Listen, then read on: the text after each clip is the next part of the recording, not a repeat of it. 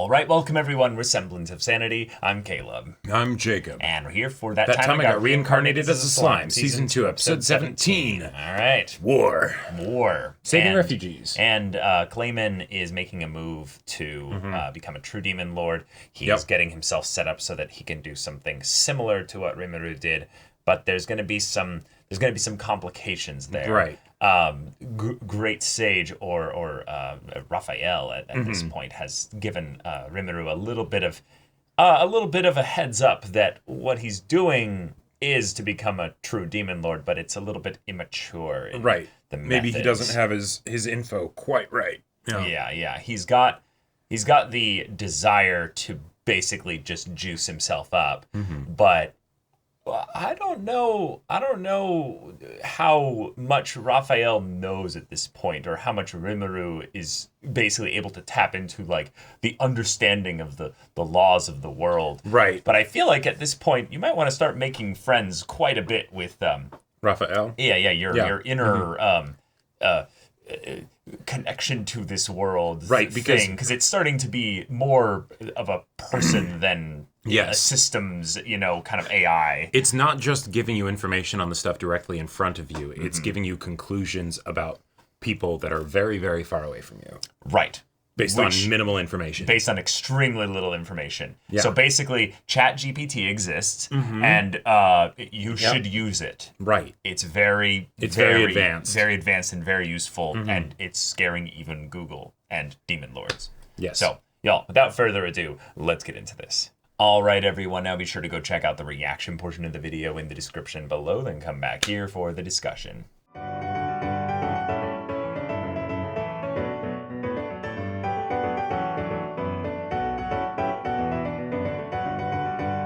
All right, battle is about to be underway. Yep. We found out that Rimuru we were just talking about this in the intro, to ask some questions to Raphael, because holy shit, it just designed for him with his spatial movement stuff, the ability for him to mass teleport, circle, basically anything, like no limits within the circle, as long as he's able to put up a magic barrier of sorts, which any being that has then its own ability to generate, magic would just be fine. So that accounts for like a large portion of his, not just his army, but then it's no, you could also just put a barrier up and done. And the thing that stood out the most to me, exciting.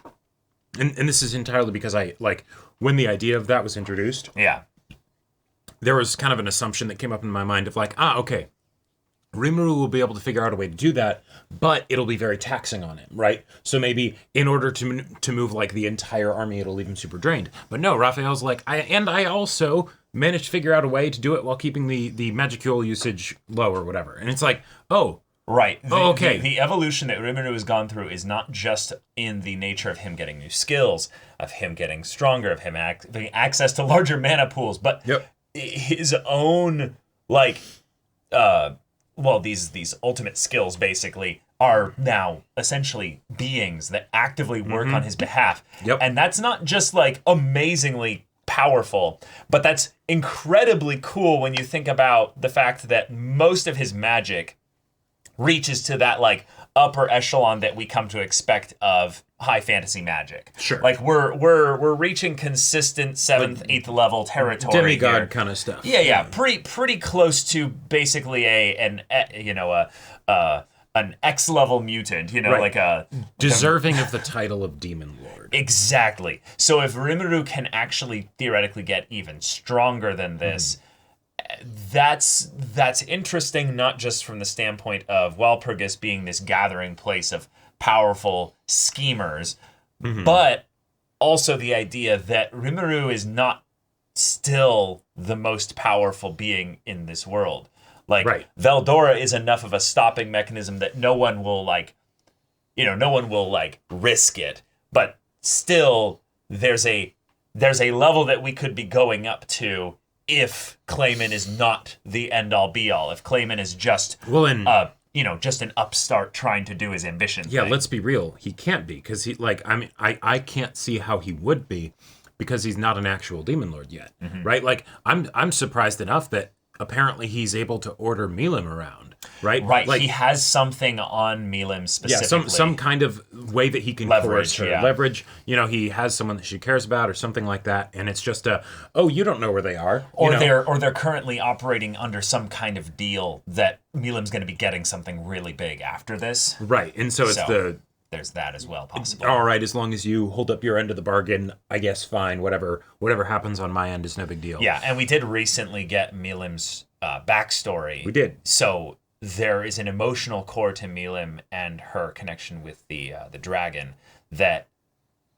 is going to come up. Well, it's going to come up at some point, and it's just does Clayman have something to do with that, or does the people that Clayman ally with have some connection with that? Sure. Because the thing that it seems to be that they're moving towards is that Clayman is the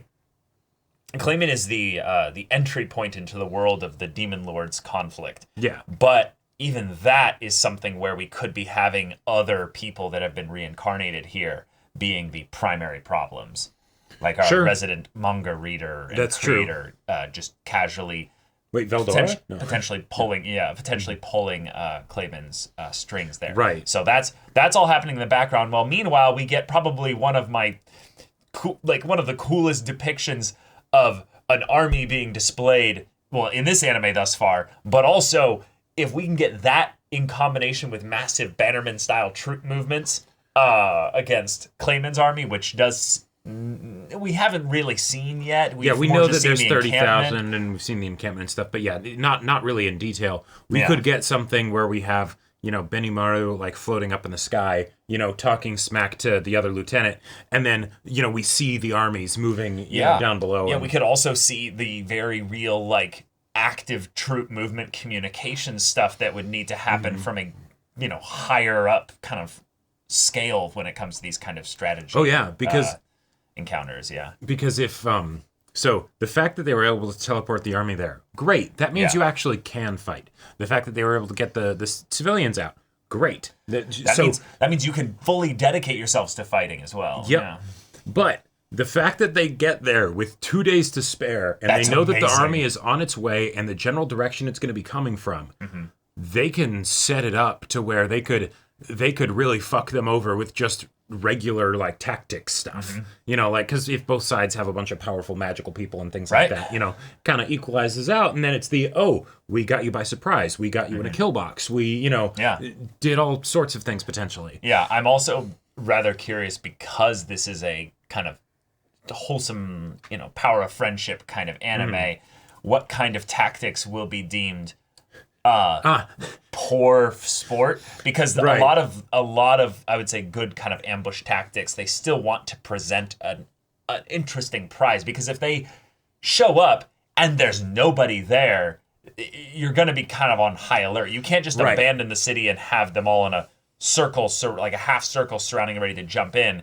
You do want to like potentially like show that there's activity, so you maybe could have some of the people end up donning clothes and stuff like that, and just muddling about and then running away in fear, and then you have them as bait, and then you get the flanks attacked from two sides, pincer style, and then maybe that wipes out, you know, a good portion of the advanced force, but then from there you have to quickly reform, and then it's like, okay, now actual battle form, because a lot of these style of fights, you don't actually have that many people die that quickly, because of how chaotic it is and how much it just becomes a clusterfuck. Well, and also because the leaders will know that, like, having an army of, say, 30,000, right? You don't just get that, right?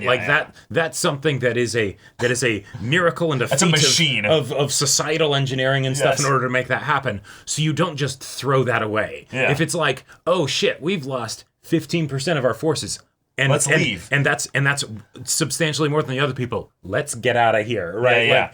And then it's do we abandon, 10% to guarantee the 75? The 75, yeah. Those are kind of tactics that might need to make. Also, given that there are individual battalions of different groups there, I am very nervous for Gabiru.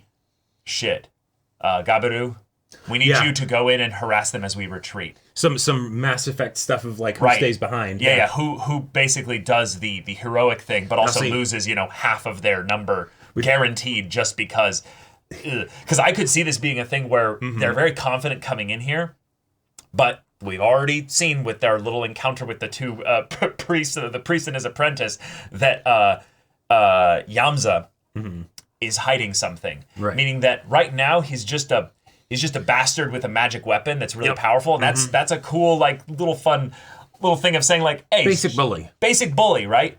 But you know, we can't ever take anyone at face value anymore because of the way that they did Razin, meaning that someone could be just in another body that's very powerful being.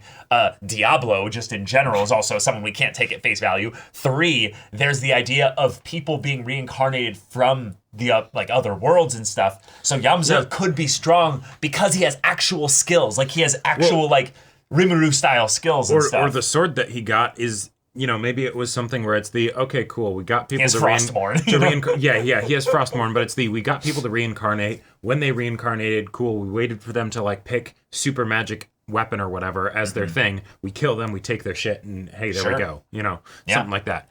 But it could have, like, a really powerful, like, ice demon or something inside the blade that's, like, waiting to be summoned. An ice dragon. Like an ice dragon. That just literally could be Frostmourne. Lich King and that would be cool. I also really like the idea of mass AoE style magic suddenly becoming very useful, where it's not just, I mean, remember Aragon a little bit, but magic where it's not just about who can basically field the largest army and then just dish out the most damage, but it's the, okay, if magic is cast, who's on defensive duty to make sure that no, like, big fireballs just come in and wipe out, you know, a third of the army. You know? Well, and one of the things that, so Benimaru, he's been around for a while, right? But we haven't actually seen him really fight in a long time, I feel like. He is very powerful now. I think he's probably number 3 or 4 in the entire Tempest group right now. I think so. Like Veldora and Diablo are probably the go-to ones that are stronger. Yeah. But other than them, it's probably him.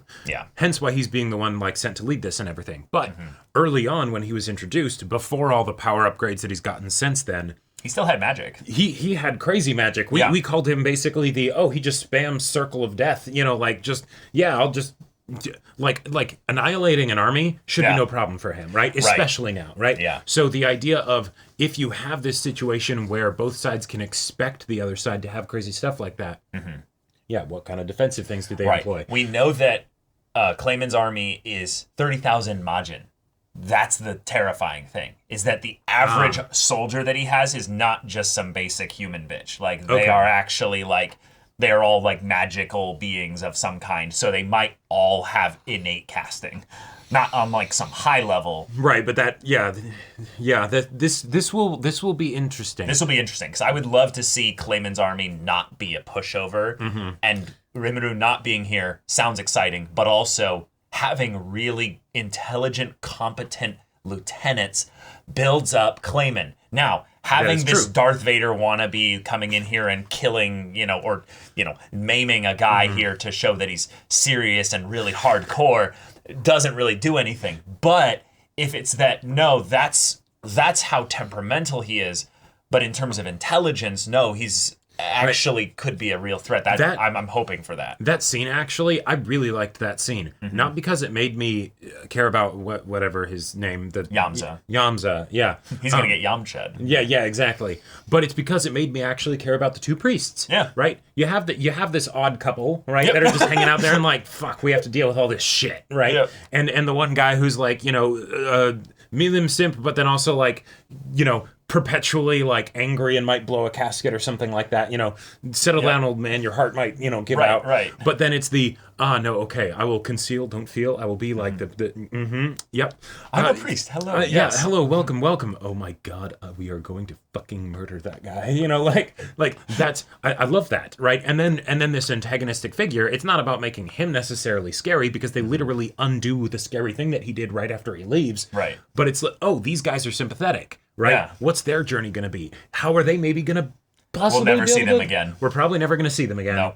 Yeah, but... No. I really do feel like Slime, as a show, does really well with introducing side characters for the purpose of, like... Banter? Well, the purpose of banter, but specifically, like, the way that they're introduced is usually handled relatively well. Like, primarily when they're there to kind of service some kind of function immediately, not just to be a fully fleshed out character, if that makes sense. Because I feel like in that respect, then there's no dramatic introductions. They're more soft and slow.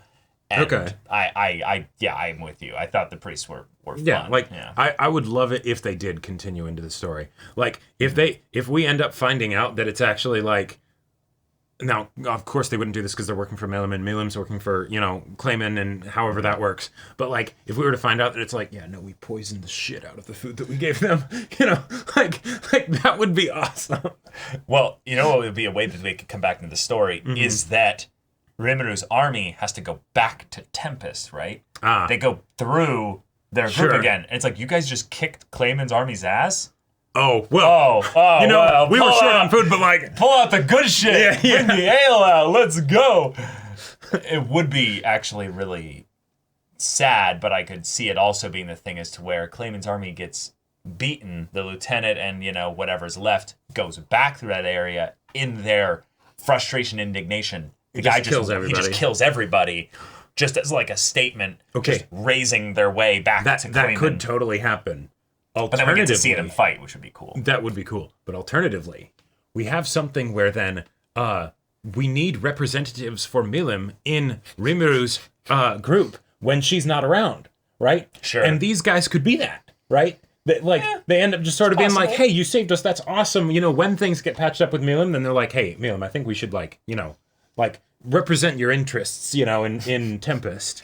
But yeah, y'all, all right, thank you so much for watching this episode's reaction and discussion. If you want to see the next episode's reaction and discussion right now, though, go check out the link in the description below for our Patreon. You can get an early access there. You can watch full-length timer reactions there, and all this comes with Discord access, so you can chat with us in the community there about this show, about anime in general, and also be sure to check out our Twitch channel. We stream every weekday. The info's in the description. Yes, if any of that interests you, we'll see it there. But until then, we're Semblance of Sanity. I'm Caleb. I'm Jacob. And we'll see you all next time.